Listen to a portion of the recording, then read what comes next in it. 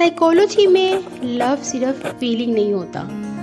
ये एक complex mixture है। इसमें आपके इमोशंस, आपके बिहेवियर, अटैचमेंट स्टाइल प्लस आपकी ब्रेन केमिस्ट्री जो है बहुत ज़्यादा ज़रूरी होती है। रिलेशनशिप के अंदर जो है कपल्स का कमिटमेंट होना, अट्रैक्शन होना, इमोशनल बॉन्ड बनना, एक दूसरे के लिए केयरिंग होना बहुत ज़्यादा ज़रूरी होता है। अब इसी चीज़ को अगर हम अपने जो है अटैचमेंट पर्सपेक्टिव से जो है वो देखें,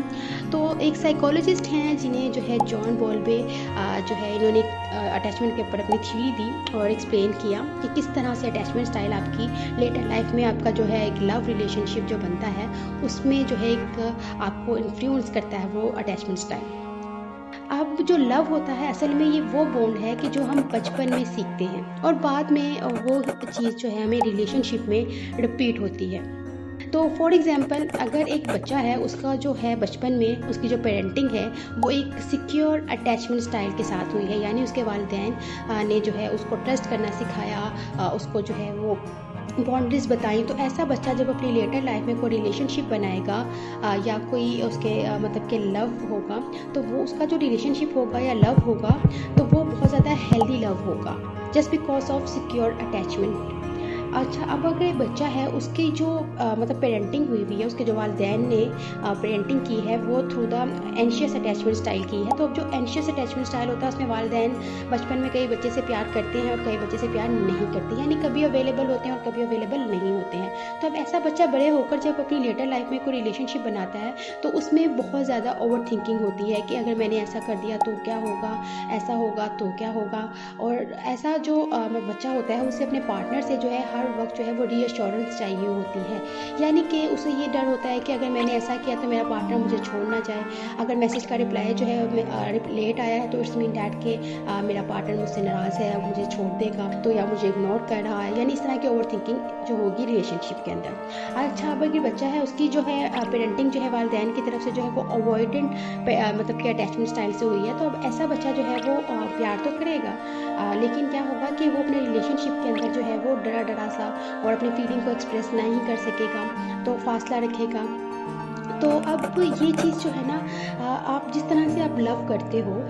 ठीक है, तो वो ना सिर्फ ये बताता है कि आपकी पर्सनैलिटी क्या है, आपकी थॉट क्या है, बल्कि वो ये चीज़ भी एक्सप्लेन करता है कि आपकी जो कंडीशनिंग है वो कैसी हुई है बचपन में। ठीक है, तो अब वो इसी चीज़ को जो है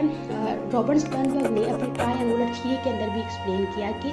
जो बेसिकली लव है वो एक सिंगल फीलिंग का नाम नहीं है, बल्कि ये 3 मेन कंपोनेंट से मिलकर जो है वो बनता है। अब वो जो 3 मेन कंपोनेंट हैं उसके अंदर सबसे पहला है इंटीमेसी, कि जहाँ पर जो कपल्स होते हैं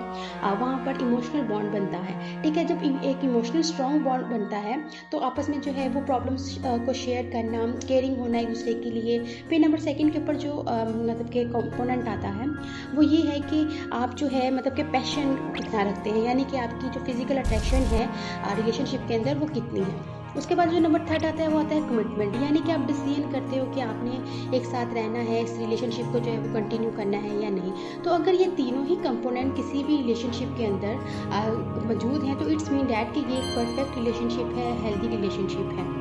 ब्रेन केमिस्ट्री को अंडरस्टैंड करने के लिए कि लव की ब्रेन केमिस्ट्री क्या है, तो वो ये होती है कि जो ब्रेन होता है ना, बेसिकली हम ये सोचते हैं कि जो लव है वो सिर्फ उसका जो ताल्लुक है वो हमारे हार्ट से है। तो ये चीज़ जो है अंडरस्टैंड नहीं कर पाते हम लोग कि ब्रेन भी जो है वो लव की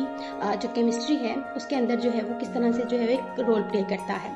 तो हमारे ब्रेन के अंदर बहुत से न्यूरोट्रांसमीटर जो है वो काम कर रहे होते हैं। तो अब उन्हीं ट्रांसमीटर्स के अंदर जो है क्या होता है, डोपामिन जो है एक न्यूरोट्रांसमीटर है जिसे हम प्लेयर हार्मोन भी कहते हैं। तो इसमें क्या होता है कि जब आपका पसंदीदा शख्स आता है आपके सामने, उसका जिक्र किया जाता है या सिर्फ उसके मतलब कॉल आती है, मैसेज आती है, तो ऑटोमेटिकली क्या होता है कि आप उसका नाम सुनकर ही या उसका मैसेज देखकर ही फ़ौरन जो है वो आपका जो है मतलब आप एक्टिव हो जाते हो, एक्साइटेड हो जाते हो, प्लेयर फील करते हो। तो जस्ट बिकॉज ऑफ डोपामिन कि आपका ब्रेन जो है उस पर्सन को पसंद करता है और आपका ब्रेन आपको सिग्नल देता है और वहाँ पर डोपामिन रिलीज़ होता है। डोपामिन रिलीज़ होता है जैसे ही, वैसे ही आप ऑटोमेटिकली ऑटोमेटिकली आप जो है उस पर्सन का नाम सुनते ही या ज़िक्र होते ही या सामने एक पर्सन आ जाए तो आप फ़ौरन जो है वो एक्साइटेड हो जाते हो। इसके अलावा जो है ऑक्सीटोसिन है, जो बॉन्ड बनता है आपका और जो आप जो ट्रस्ट करते हैं रिलेशनशिप के अंदर, तो जस्ट बिकॉज ऑफ ऑक्सीटोसिन, क्योंकि ऑक्सीटोसिन को जो है लव हार्मोन भी कहा जाता है। तो ये ब्रेन की केमिस्ट्री है और ये इसी वजह से जो है समटाइम्स ऐसा होता है कि हम किसी इंसान के एडिक्ट हो जाते हैं। तो हम कहते हैं ना कि हम एक इंसान के जो है वो एडिक्ट हो चुके होंगे, तो just because of these neurotransmitters, just because of brain chemistry, कि आपका ब्रेन जो है उस पर्सन को लाइक करता है और आपका ब्रेन जो है उसके अकॉर्डिंगली ही जो है वो सिग्नल